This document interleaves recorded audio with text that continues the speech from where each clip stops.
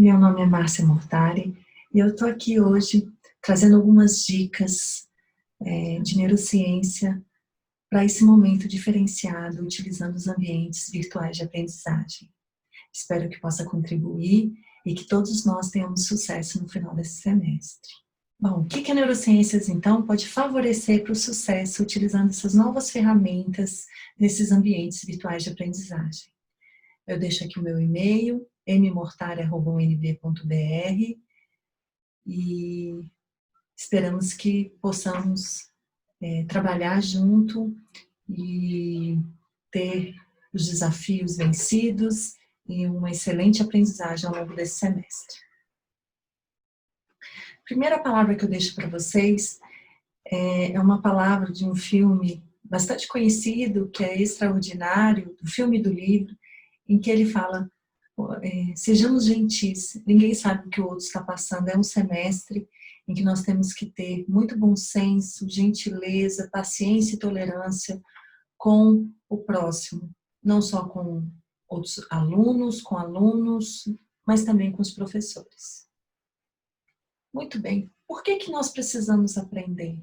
Aqui eu tirei algumas fotografias de vários momentos na vida em que a gente precisa ter um aprendizado grande. Desde para ser um excelente profissional, até aprender a dirigir, para conseguir pagar os boletos bancários, isso é importante, e você em especial para se formar e ser um excelente profissional. Bom, em relação às etapas de aquisição do conhecimento, para que realmente a gente tenha uma aprendizagem completa, eu desenhei um esquema aqui para vocês entenderem quais são as etapas. Primeiro, os estímulos ou eventos que estão ocorrendo, quer seja visual, auditivo, tátil, interno, emoção, os estímulos externos ou internos, eles são selecionados. Não são todos os eventos que estão ocorrendo ao nosso redor que nós vamos perceber. Então, esses eventos são selecionados. Nesse momento, ocorre uma primeira etapa, que é a etapa de aquisição desse conhecimento. Essa etapa ela é reconhecida como aprendizagem. Essa aquisição depois passa por uma retenção temporária. Após a consolidação, uma retenção duradoura. É claro que essas etapas podem ocorrer o esquecimento e após a memória a curto prazo ou memória a longo prazo, você pode evocar esse conhecimento. Muito bem, nessa primeira etapa de seleção e aquisição desse conhecimento por esses ambientes virtuais, algumas dicas importantes que eu gostaria de transmitir para vocês é que vocês precisam de uma rotina organizada. É importante planejar o horário dos estudos, é importante esquematizar esses estudos, é importante não perder as aulas que são síncronas e, ao mesmo tempo, não perder os prazos dos projetos e dos estudos avaliativos. Então, a minha sugestão, para que o cérebro não se perca com tanta informação nova, tantas estratégias novas, é que você crie realmente uma lista de prioridades em que você vai anotando aquilo que você tem de maior urgência e isso ir gradualmente sendo cumprido. Tenha muita atenção ao início das aulas síncronas para não perder o início das suas atividades. Não perca os prazos.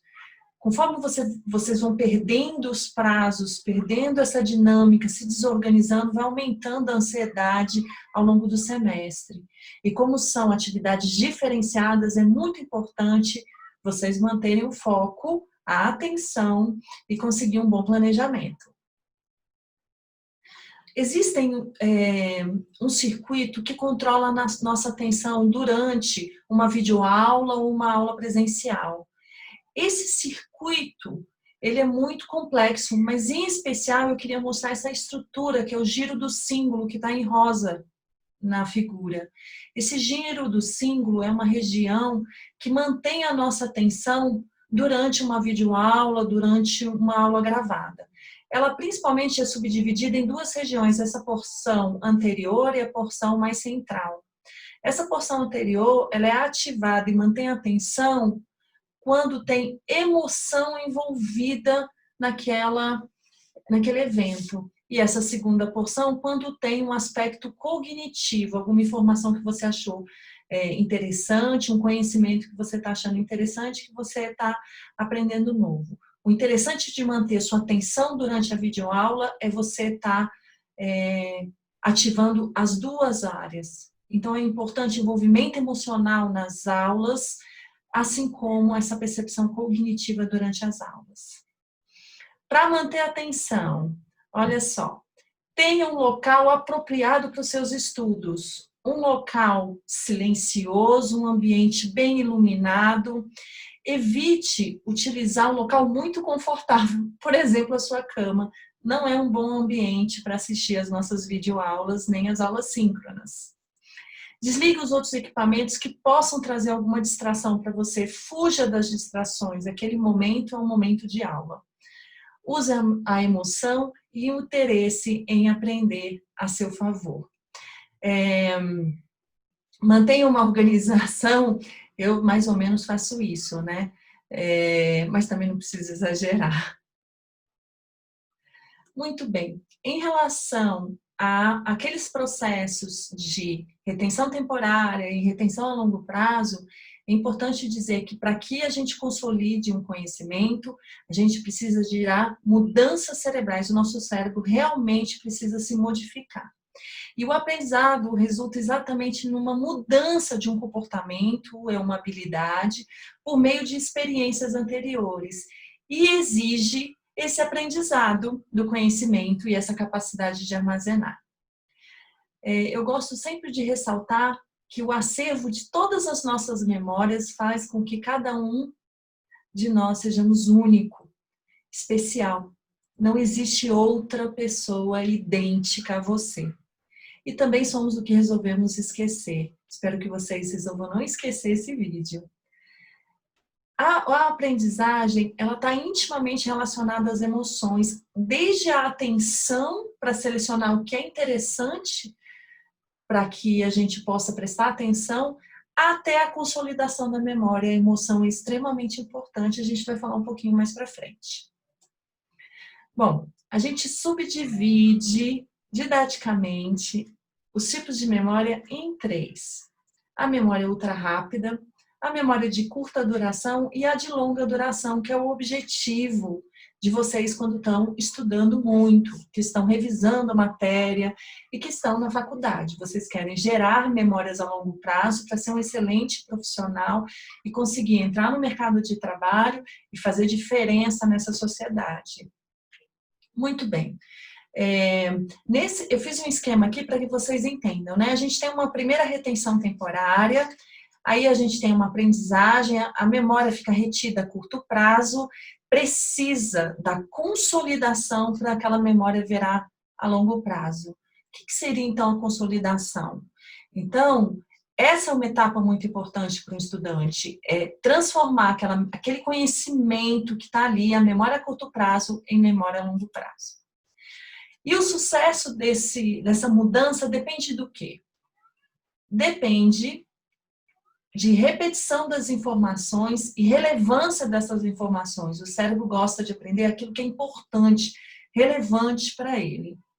Ele é promovido pela plasticidade cerebral, ou muito conhecido hoje, neuroplasticidade, que é exatamente uma mudança de estrutura do cérebro para esse novo conhecimento. E o sono tem grande importância, que é quando a gente muda, transforma essa memória a curto prazo, que foi repetida, que teve envolvimento emocional, em memória a longo prazo. Então, dicas novamente. Durma bem. Tenha uma alimentação saudável, muito importante. Você está descansado para que você possa aprender eficientemente. E mais do que isso, após estudar bastante, uma boa noite de sono faz com que aquele conhecimento possa ser consolidado. Não esqueça disso, é muito importante uma boa noite de sono. Tenha momentos de descanso e de lazer, tá?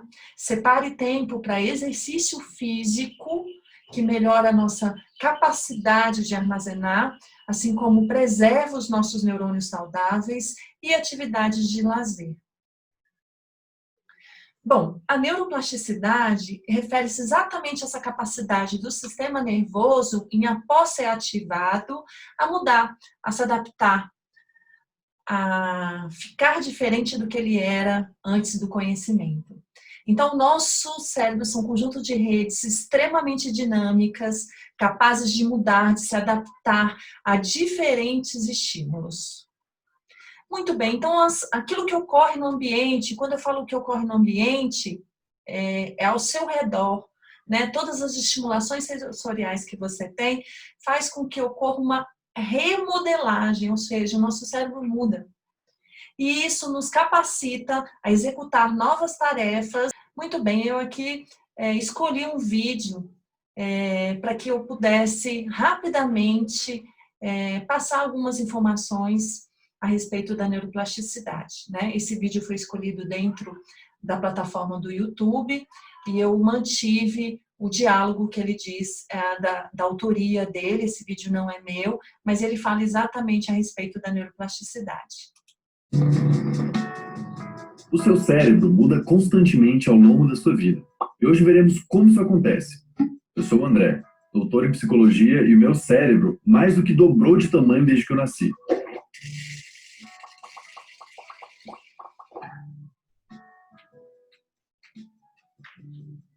A Galera Psíquica é o nosso clube oficial de apoiadores e apoiadoras do Minutos Psíquicos. Eles têm acesso a lives exclusivas, aprofundando temas abordados, fotos e vídeos dos bastidores do canal, e a gente também conversa no nosso grupo secreto do Telegram.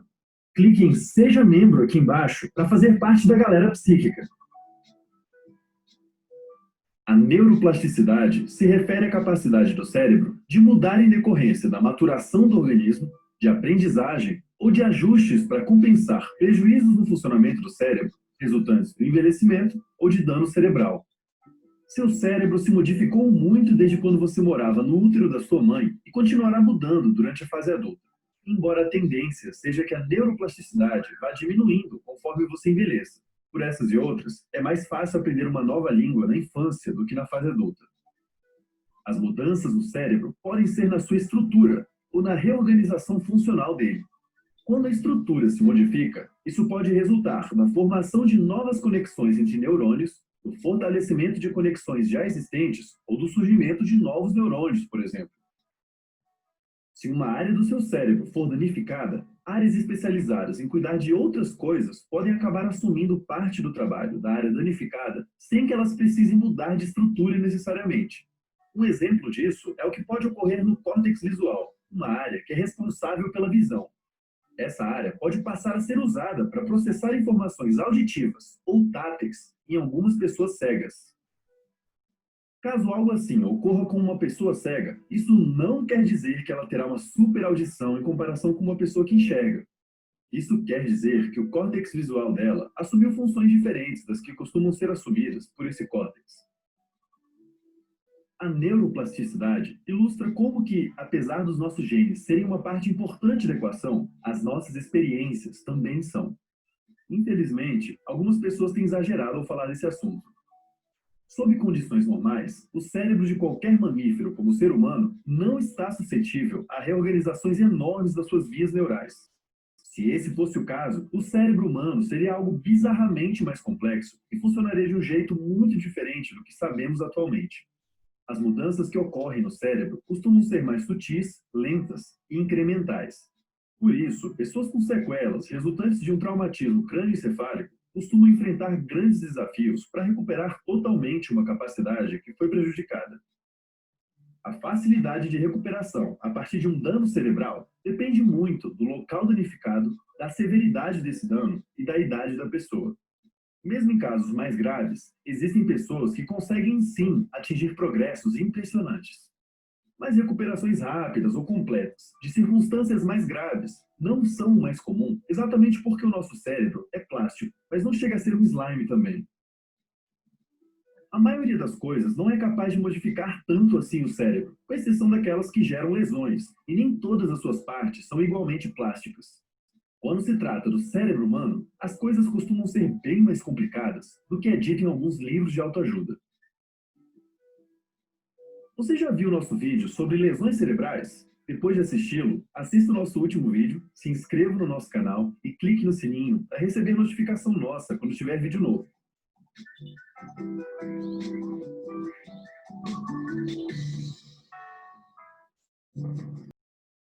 Quando dois neurônios estão disparando, há um fortalecimento dessas sinapses, e se você para de disparar e não executa mais aquela tarefa, aquelas sinapses elas são enfraquecidas.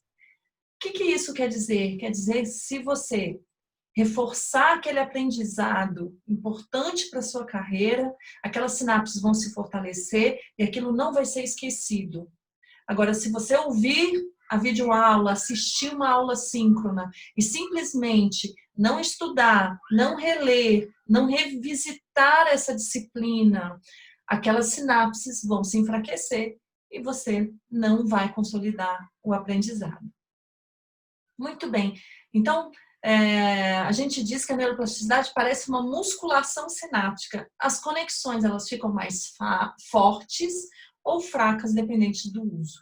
Quanto mais informação, mais rica ela for, quanto mais vezes você repetir aquilo, reler, fazer exercícios, discutir com seu colega, perguntas ao professor, quanto mais complexo e mais trabalho você dedicar àquele conhecimento, mais fortalecidos serão as suas sinapses. Muito bem, então eu queria mostrar para vocês o que é a neuroplasticidade, né? Então aqui são os neurônios trabalhando e conforme você vai repetindo aquela informação, consolidando aquela informação, realmente há um aumento de estruturas e aí sim, nesse bloco, você conseguiu consolidar a sua informação. Então, trabalhe sério, trabalhe duro, pouco a pouco, dia a dia, que o sucesso vai vir. Bom, a neuroplasticidade é, então, o principal fator cerebral para a mudança. E o comportamento, a repetição, é que gera essa neuroplasticidade. Então, a releitura, os exercícios, as avaliações são importantes, tá? A neuroplasticidade, ela pode ser positiva ou negativa, né? Então, como o cérebro é extremamente moldável, aquilo que você reforça nele é que ele executa. Muito importante eu ressaltar isso para você, estudante. Não existe uma abordagem universal de aprendizagem, não há fórmula para aprender. Existe um mito que a gente precisa treinar 10.000 horas para que você seja um bom profissional, um bom violinista, um bom jogador. Na realidade, a aprendizagem ela é exclusiva e individual. Só você é responsável pela sua aprendizagem. Nem o professor, nem seus colegas. Você é o responsável pela sua aprendizagem. Essa exclusividade, ela nos afeta como aluno e professor. Aí a gente pode entender por que alguns alunos, estudantes, eles triunfam numa aprendizagem tradicional, numa sala de aula, e outros têm dificuldades, enquanto a gente vai ver que estudantes vão ter mais facilidades nessa aprendizagem em ambientes virtuais do que outros colegas. Porque a aprendizagem ela é individual. O que é a aprendizagem? É fazer o trabalho de que o cérebro precisa. Não deixe de ler, fazer os exercícios, as atividades. É importante para o cérebro essa repetição daquele conhecimento, o estudo, a dedicação, o trabalho que você fizer é o que o cérebro vai aprender.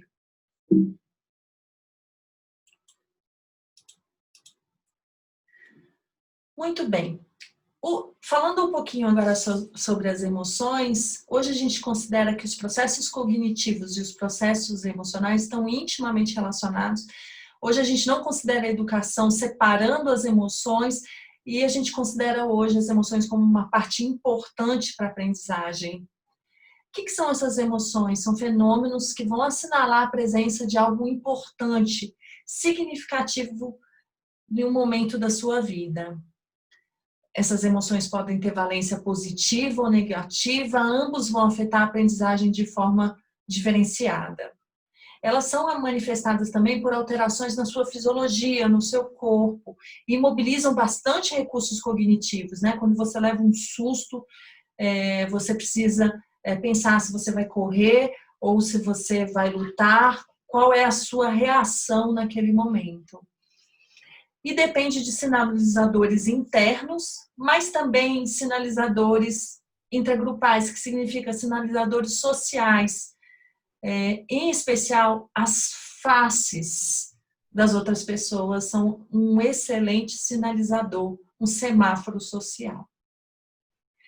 Bom, nós estamos vivendo um momento de pandemia, um momento diferenciado na humanidade, em que a gente tem um perigo constante, um medo de toda essa situação. Existem outras situações que disparam também essas emoções de perigo, constrangimento, né? O Brasil jogando contra a Alemanha, 7-1, ou você fazendo uma live, de repente alguém passa pelado atrás de você. São momentos, né, de constrangimento, de medo, que geram ativações dessas áreas emocionais fortemente e que vão alterar a aprendizagem. Como eu falei para vocês, a face é um importante marcador social.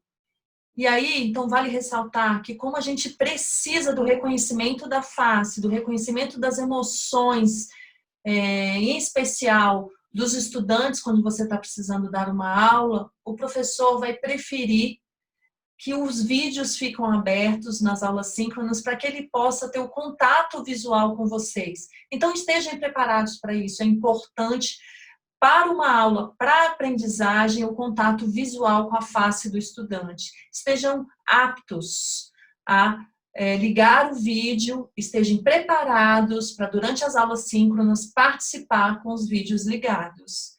Tá? A face é tão importante que ela é foco de pesquisa em muitos laboratórios de neurociências no mundo.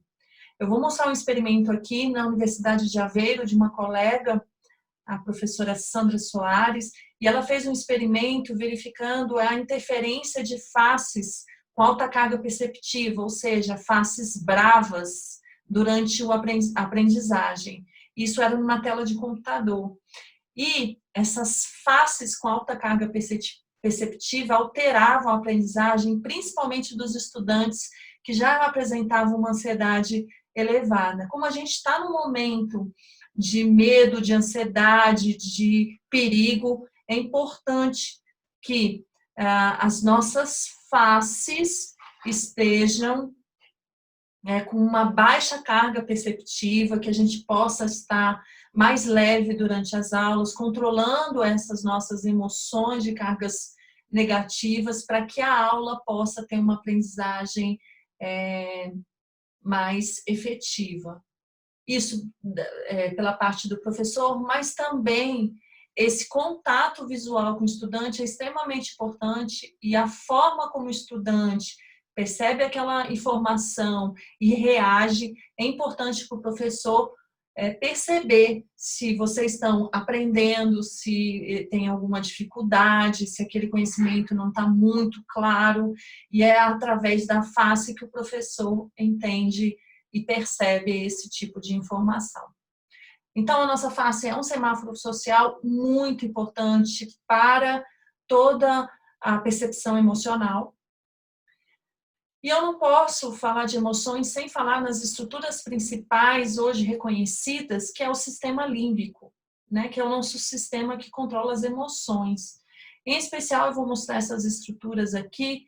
Eu vou falar um pouquinho dessa região que parece uma amêndoa, que é a amígdala. Para não confundir com a nossa outra amígdala que fica na garganta, eu vou chamar de complexo amidaloide.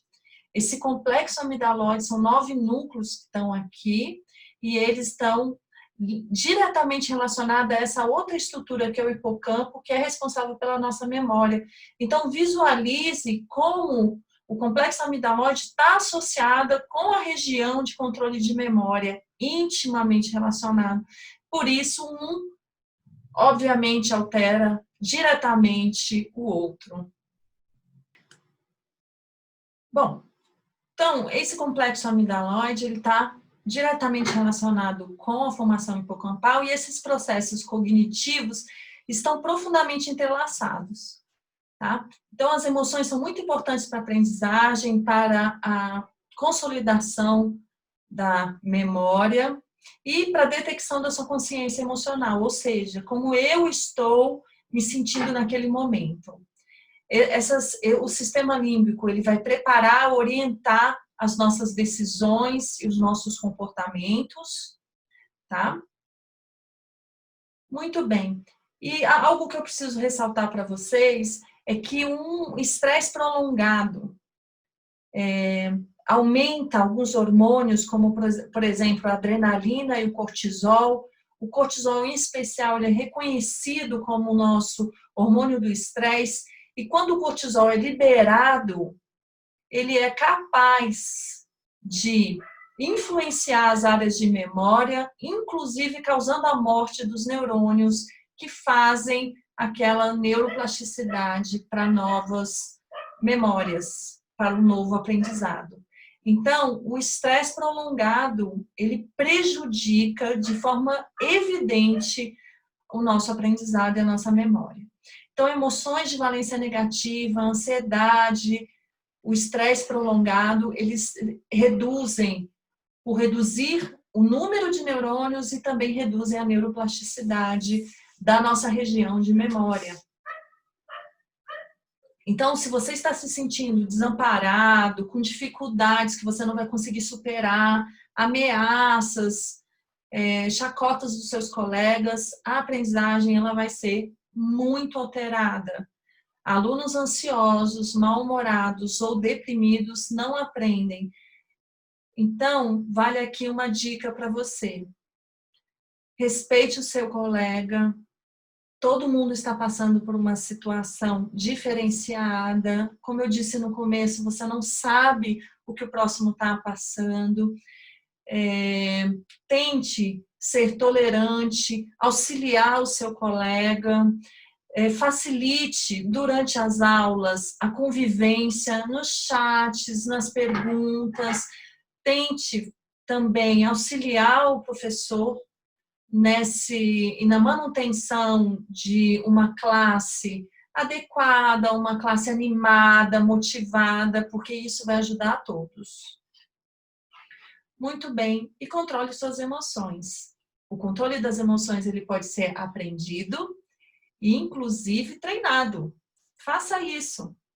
Faça primeiro uma autoconsciência de reconhecer suas emoções naquele dia. Controle, respire fundo, lide com as suas emoções e canalize produtivamente elas. Coloque as suas emoções a serviço da aprendizagem, a serviço de uma meta. Tenha muita empatia nesse momento. Reconheça as emoções do próximo. Tente participar também da aula ativamente e reconhecer na sala de aula os propósitos e o ambiente. Motive seu colega, se coloque na posição do professor que está passando também por um momento difícil, por um momento de novidades. Tenha empatia. Ter o domínio das emoções é compreender que existe todo um sistema complexo no nosso organismo de produção dessas emoções, de percepção e de controle. Cada emoção possui uma função fisiológica. Vamos compreender que mesmo as emoções que são aparentemente negativas, elas têm uma função fisiológica no seu corpo e ela te prepara para alguma situação que possa vir a acontecer. Bom, mais algumas dicas para você, estudante. Primeiro, vamos aprimorar nossa capacidade de reconhecer nossas emoções e controlá-las.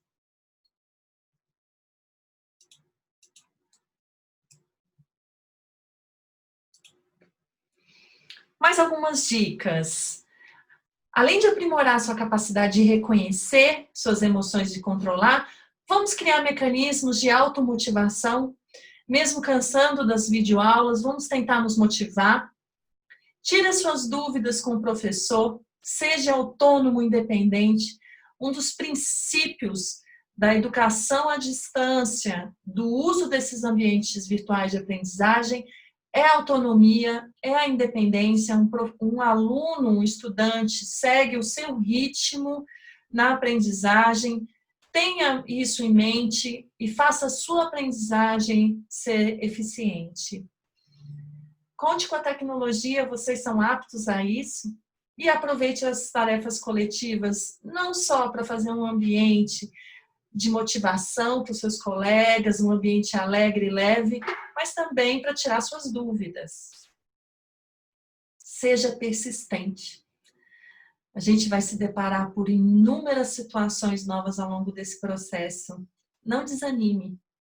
Nós estamos juntos e nós não vamos sair desse barco. Nós não vamos deixar ele afundar. Nós vamos fazer um semestre de muita produtividade, de muito sucesso. Todos estão motivados, estamos começando esse semestre muito empenhados com isso. Fique atento ao cronograma, se organize, se esforce para realizar todas as tarefas, recorra ao professor sempre que for necessário. Você precisa se tornar um profissional autônomo e esse é um bom treinamento. E para finalizar, eu queria deixar uma palavra com vocês. O sucesso é a soma de pequenos esforços repetidos dia após dia. Um dia de cada vez. Muito obrigada. Até o próximo vídeo.